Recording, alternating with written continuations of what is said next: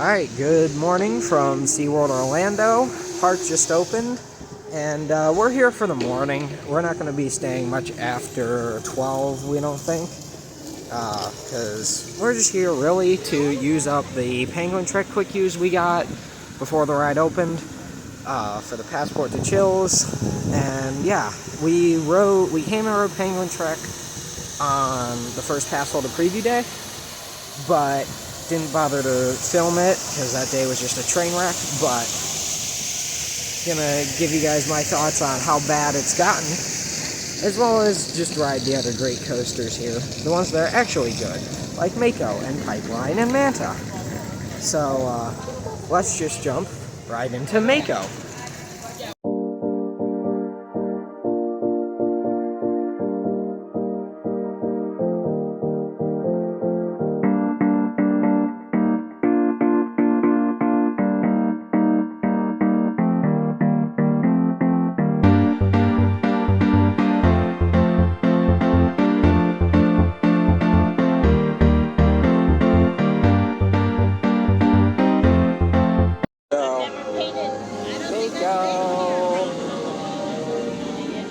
Running empty.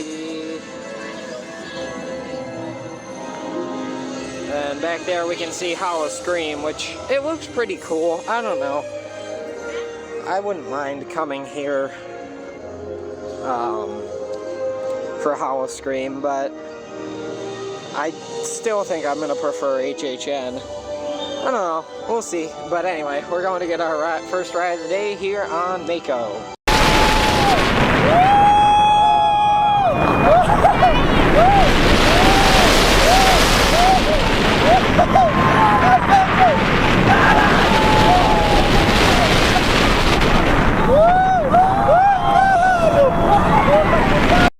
So got 3 rides there on Mako this morning, 2 in the front and 1 in the back. And it's running really good for a morning ride. Not quite as good as Thunder Striker at Carowinds. That is still the best and cannot touch Fury, but probably second best B&M Hyper.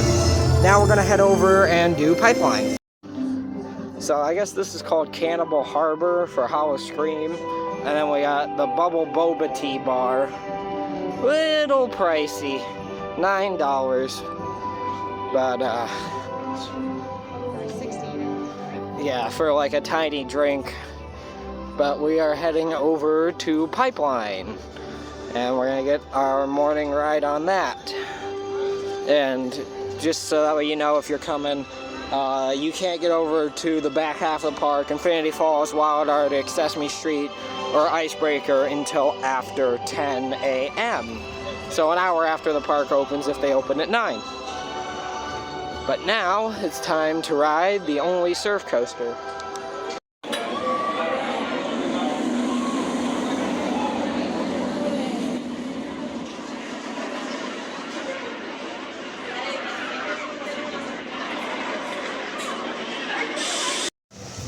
So we got 2 rides there on Pipeline.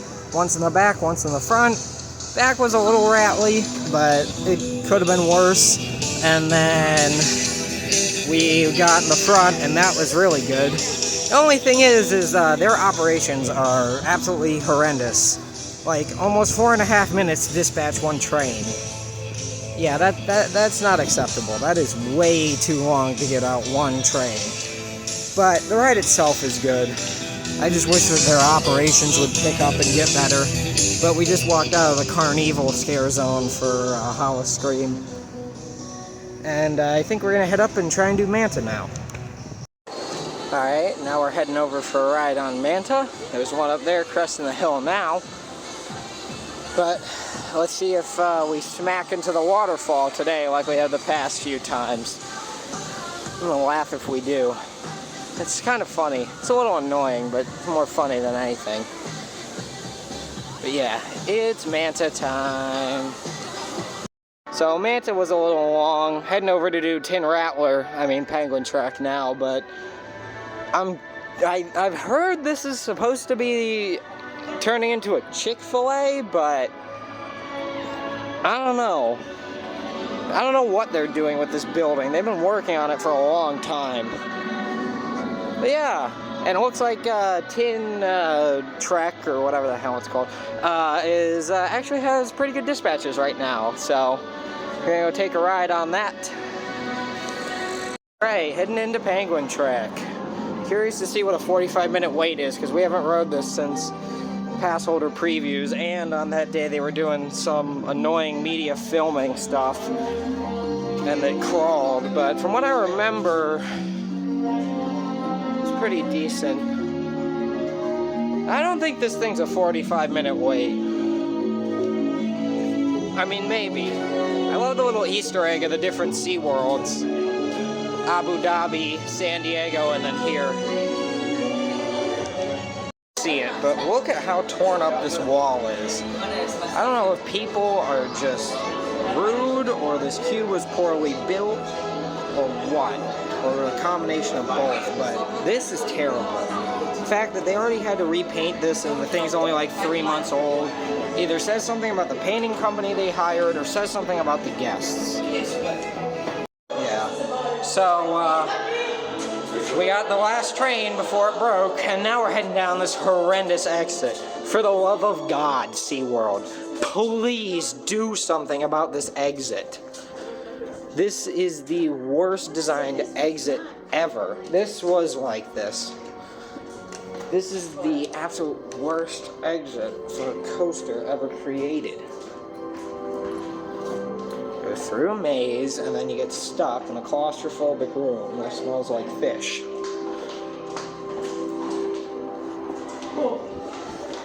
Oh, hey, they're just letting us straight in. But still, like, there's no point for that exit to be that complicated. And what if people are trying to re-ride? They have to now come through the exhibit to get out. The only nice thing is, we do get to see the penguins, but they made it absolutely tiny by putting these barriers here. They made it absolutely, like, just, look, this is terrible and tiny, but we got penguins! And it feels nice in here. Chin strap, my favorite.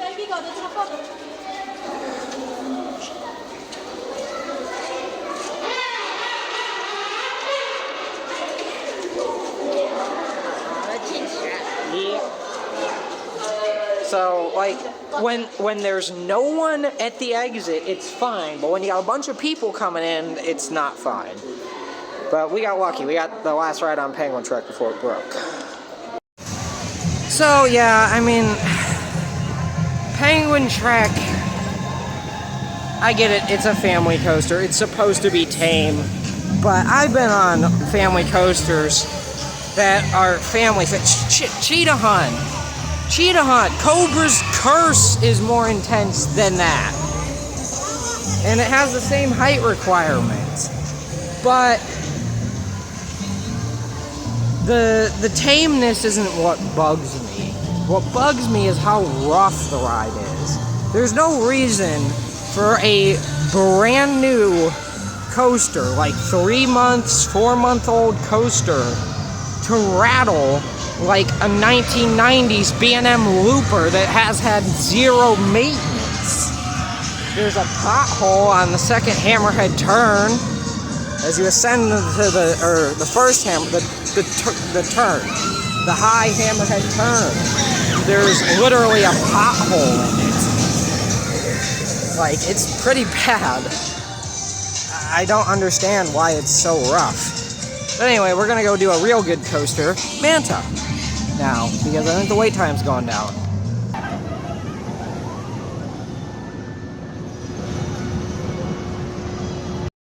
Alright, so we got a good ride there on Manta in the back row. Almost dueled with Penguin Trek. It was running intense. It's not the best coaster, but it's not a bad one either. It's just a, fun flying coaster. Definitely prefer Tatsu, but yeah. I think we're gonna go get another ride on Penguin Trek, just because we don't really know what else to use our Platinum Fast Pass on. So let's do that, and then should be getting close to lunchtime by the time we're done with Penguin Trek, Tin Rattler, whatever you want to call it. And this is what I mean by they need to improve this exit. There's no reason people trying to exit the ride should have to wait in another line to go through an exhibit they don't even care to see. And then you're getting in the way of the people that are actually waiting in line to get into the penguin exhibit. It's the worst system I've ever seen. The ride itself could be better. I wish it was a little bit more crazy and a lot smoother, but it's not bad. I'm starting to warm up to the little ride the more and more that I ride it. The thing that I'm never going to warm up to is that exit. If there is one thing I wish that SeaWorld would fix about this ride, I can tolerate the rattle. It's that exit. They have got to figure something else out for that exit. You can't have a queue line of people trying to get out of the ride, and who have already waited, a lot of them have already waited over an hour to ride the ride. Then they get off, and then they have to wait to get into the penguin exhibit that they didn't even ask to be dumped into. And then you have the people that waited possibly even an hour to get into the penguin exhibit, who now have to deal with people that are just trying to get off the ride. And then once you get into the exhibit, they have pinched off the pathway so bad that you're almost running people over trying to get out, not even on purpose, just because they're trying to take pictures, which I get. You want to see the penguins. But then you got the people trying to get out, they got to get in the way of the people taking pictures, or the people taking pictures getting in their way. There's columns everywhere that are just pinch points. Then you have the terrible door system to get out. It's just a bad system that needs to be, they need to have an actual exit out of Penguin Trek. There should be an exit just for Penguin Trek. Now, if you have to monitor, cross the two queues, so that way, okay, well, wait here a second and we'll get you straight out of the building. Okay, now you're out of the building. If it crosses the queue to get into the, if it crosses the queue to get into the penguins, that's fine. But have a system to regulate that so you can just go straight out the side of the building if you're getting off Penguin Trek. And for those that want to go see the penguins, can go see the penguins without any interference. And that was just a long way of saying, SeaWorld, please fix your exit for Penguin Trek. Please. Anyway, now we're going to go get some lunch, hopefully brisket. And then start wrapping up our day here at SeaWorld, but because we have another park to go to. So, brisket time. I joke all the time about how ridiculous SeaWorld's food prices are, but, I mean, this is just absurd. $7 for a pickle. It's a pickle for $7. That's just ridiculous. So we got the brisket platter from Voyagers. We'll see how it is. I don't know. They don't give you as much as Busch Gardens. Busch Gardens is a much better value. More fries. Same amount of brisket. Plus Texas toast and beans. Here, this is it. So, yeah. Busch Gardens is the better value, but maybe this will be better. I'll let you know afterwards. So, just finished up at Voyagers, and good to know that the mermaids are finally back after a while. But yeah, Voyagers Smokehouse. We've had better brisket. It wasn't bad, but we've had better brisket. I still don't think that it's worth the price that they're charging. Before our double discount, which brought it down to $31, it was like $52, $53 for 2 things of brisket. Like, over $50 for 8 pieces of brisket and a handful of fries total is not worth it. It really isn't. But it's whatever, it's theme park prices, it's overpriced, but it was okay. I'd give it like a 2.5 out of 5, 3 for it, just because how little you get and the price, and it was just okay. But now we're gonna finish up for the last ride or two on Mako here at SeaWorld. We're gonna finish up the SeaWorld portion of our day, with a ride or two on Mako. So, let's go get on this thing.